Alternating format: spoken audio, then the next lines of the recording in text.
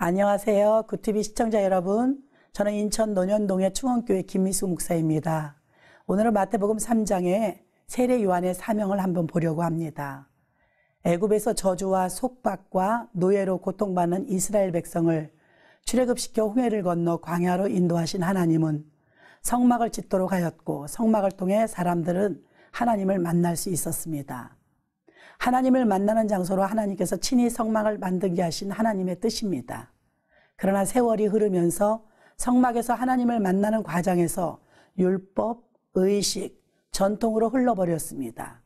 하나님의 생명의 본질에서 자꾸 벗어나 종교를 만들어버린 것입니다. 세례 요한의 배경을 볼까요? 역사적으로 보면 구약과 신약 사이에 400년간의 시간적인 공백이 있습니다. 이것을 신구약 중간사라고 합니다. 하나님은 말라기 선지자를 통해 말씀하신 후에 침묵하셨습니다. 그 침묵의 시간이 400년이나 흘렀고 400년 만에 침묵하시던 하나님께서 선지자를 통해 말씀하기 시작했습니다. 그 선지자가 바로 오늘 본문에 나오는 세례 요한입니다. 이스라엘 백성들은 400년 동안 침묵하시던 하나님께서 세례 요한을 통해 말씀을 선포하시니 말씀을 듣기 위해서 구름대처럼 광야로 몰려들었습니다.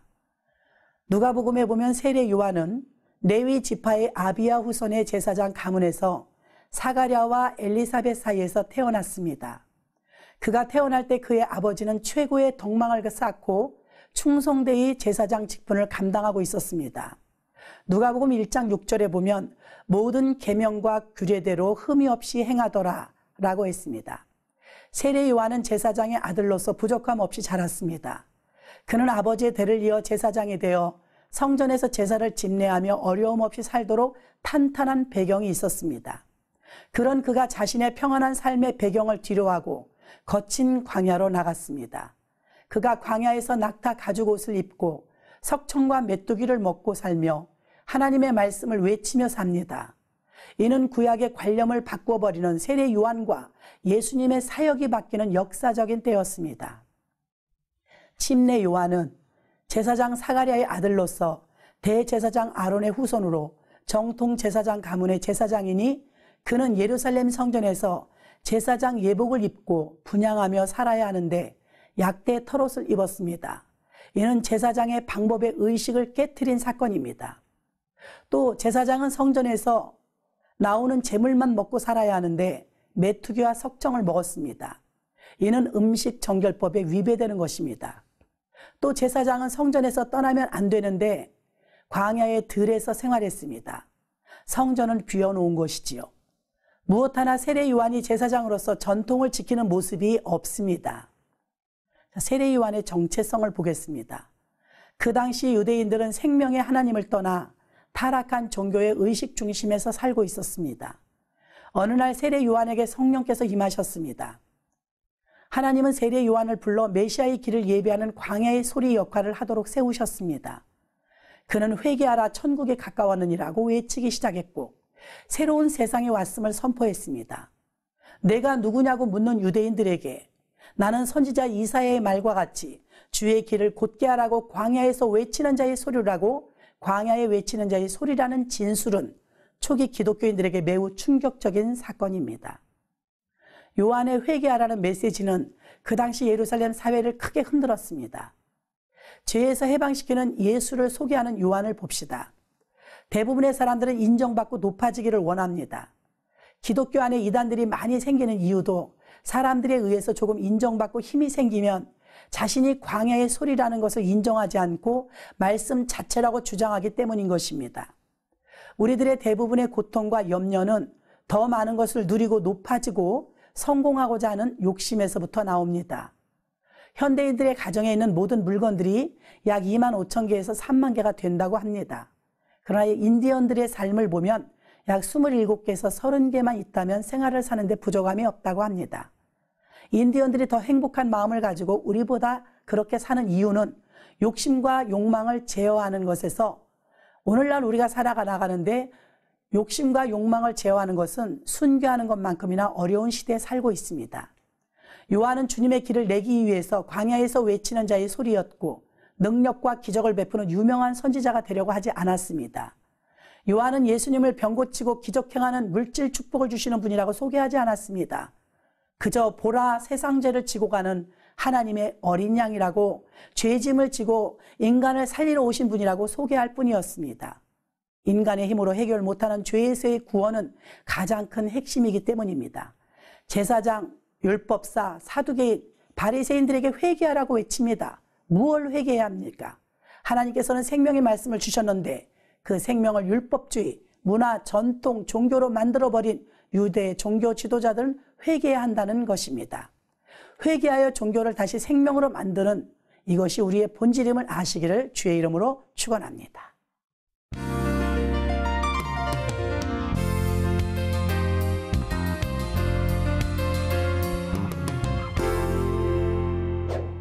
안녕하세요. 구TV를 시청하는 여러분, 저는 수락산 근처에 위치한 사랑의 교회 변상남 목사입니다. 회복의 기도라는 말씀을 가지고 은혜를 나눌까 합니다. 2001년 9.11 테러로 미국의 쌍둥이 빌딩이 붕괴된 다음에 잔해 속에서 생존자를 찾는 작업을 하였습니다. 우리나라에서도 상품 백화점이 무너졌을 때도 비슷한 구조 작업을 하였습니다. 그리고 1993년 1월에 청주 우암상가의 아파트에 저희 큰 언니 가정도 무너졌을 때 구조대원들을 통해 극적으로 살아났습니다. 구조대원들이 잔해 속에서 생존자를 찾을 때 제일 먼저 소리를 찾는다고 합니다.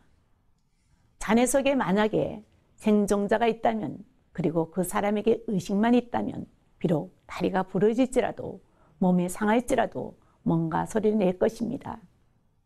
그래서 그 잔해 속에서 또 똑똑똑똑 뭔가 두드리는 소리가 들리면 그 잔해 속에서 누군가 살아있다는 것입니다. 구TV를 시청하는 여러분, 하나님이 우리를 보실 때도 마찬가지입니다.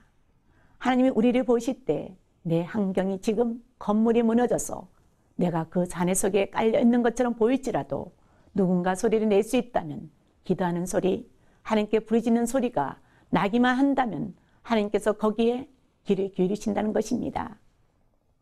비록 무너진 건물 속에 있는 우리의 삶이라 하더라도 하나님 우리 소리를 들을 수 있어야 한다는 얘기입니다.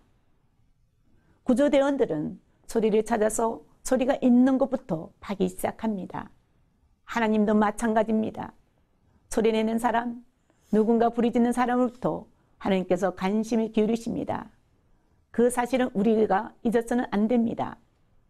예레미야서 33장 3절에 너는 내게 부르짖으라 내가 내게 응답하겠고 내가 알지 못한 크고 비밀한 일이 내게 보이리라. 오늘 본문 마가복음 10장에서 주님은 여리고 성문에서 발걸음을 멈췄습니다. 나면서부터 서경이요 거지였던 바디메오가 주님을 향해 부르짖기 때문입니다. 주님을 향해 부르짖는 자를 향하여 주님은 그 얼굴을 돌리십니다.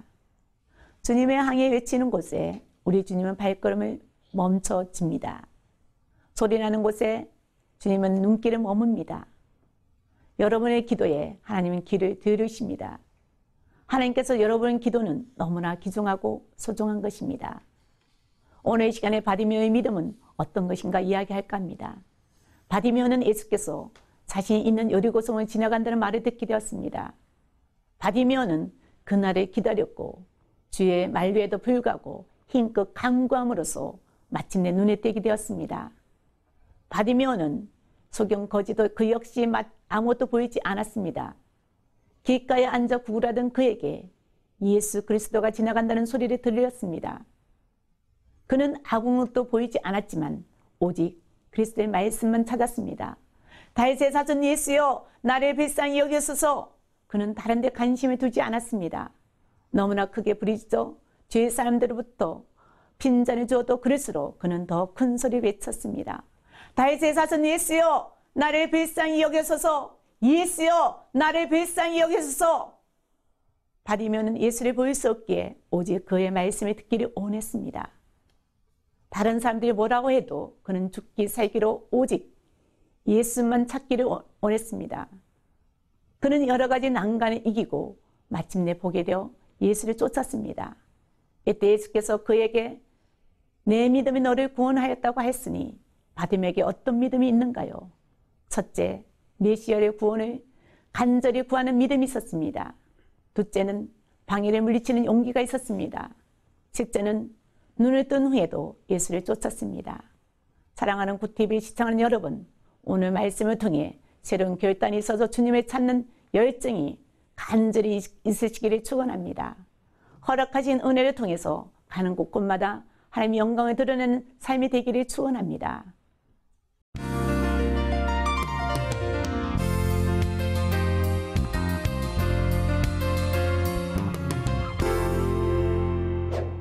안녕하세요. 굿TV 시청자 여러분. 저는 부천 금빛교회 박정아 목사입니다. 오늘 제목은 길이요 진리요 생명 되신 예수님 이란 제목 가지고 은혜 받길 원합니다. 우리는 빠른 세월 속에 살아갑니다. 그런즉 지혜 있는 자가 되어 세월을 아끼라고 합니다. 전지기상을 보며 이 시대를 분간하라고 하십니다. 또한 마지막 때에는 사람의 미혹을 받지 않도록 주의하라고 말씀하십니다. 만일 너희가 회개하지 않으면 망한다고 주님은 말씀하십니다. 이 시대를 보면서 시간을 낭비하지 마시고 지혜 있는 자들이 되어 세월을 아끼시기 바랍니다. 지역을 전도하다 보면 신천지, 여호와 증인, 하나님의 교회라는 이름으로 전도한다고 가며 많은 사람들을 미혹하는 모습을 자주 볼 수 있습니다. 예전에는 몰래 전도했다면 지금은 당당하게 우리는 어느 교회입니다 라며 자신들을 솔직하게 이야기하는 모습을 보면서 당황스러울 때가 많이 있습니다. 그리고 본인들도 자기들이 이단이라고 사이비 종교라는 것을 알면서도 잘못된 것조차 모른 채 전도하고 있는 것을 볼 때면 정말 불쌍하다는 생각밖에 할 수 없었습니다.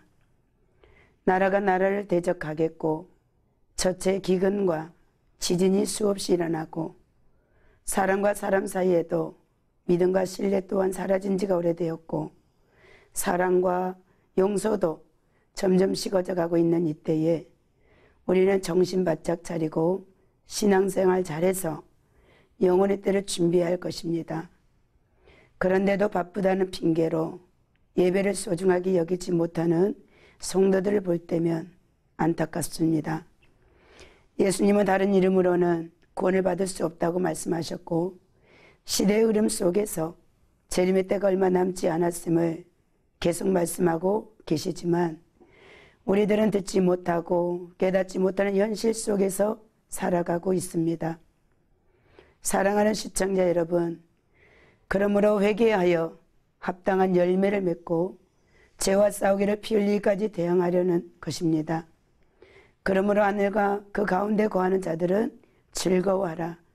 그러나 땅과 바다는 화있을진저 이는 마귀가 자기 때가 얼마 남지 않은 줄 알므로 크게 분내어 너희에게 내려갔습니다. 용이 여자에게 분노하여 돌아가서 그 여자의 남은 자손 곧 하나님의 계명을 지키며 예수의 증거를 가진 자들과 싸우려고 모래 위에 섰더라. 근신하라 깨어라. 너희 대적마귀가 우는 사자같이 두루다니며 삼킬 자를 찾나니. 사자라는 동물은요, 배가 부를 때는 어떤 동물이든지 옆에 다녀도 건들지 않는답니다. 그러나 배가 고플 때는 아주 무서운 사자로 변한다는 것입니다. 악한 원수 마귀를 왜 사자로 표현했을까요? 이 마지막 때에는 배고픈 사자처럼 무섭게 삼킬 자를 찾기 위하여 모래 위에 섰다는 것입니다. 정신 바짝 차리지 않으면 다 삼킨 바 되어 버린다는 것입니다. 사랑하는 시청자 여러분, 아무리 바쁜 시대를 살고 있다고 하지만 세월을 아끼시기 바랍니다. 최후의 내 영혼이 어디 갈 것인가? 천국이냐 지옥이냐는 갈림길에 섰을 때 예수 피 공로로 회개하여 죄사함 받고 날마다 이 구원을 이루어 가시는 지혜로운 자들이 되시길 바랍니다. 구원은 다른 이름을 우리에게 주신 일이 없습니다. 오직 길이요 진리요 생명 되신 예수로만 갑니다. 마지막 때인 지금 시대에는 사람의 미혹을 받지 않도록 깨어 기도하시고 말씀으로 날마다 거룩하게 하시며 오늘이라도 내 생명 끝난다면 우리는 천국 갈 수 있는 믿음을 가지고 살아가야 합니다. 주님은 여기 있다 저기 있다고 많은 사람들이 유혹해도 미혹받지 마시고 주님은 내 안에 계십니다. 성령께서 전 삼고 우리 안에 계시기에 그분 안에서 날마다 인도함 받으시고 승리하시기를 예수님의 이름으로 축원합니다. 할렐루야. 감사합니다.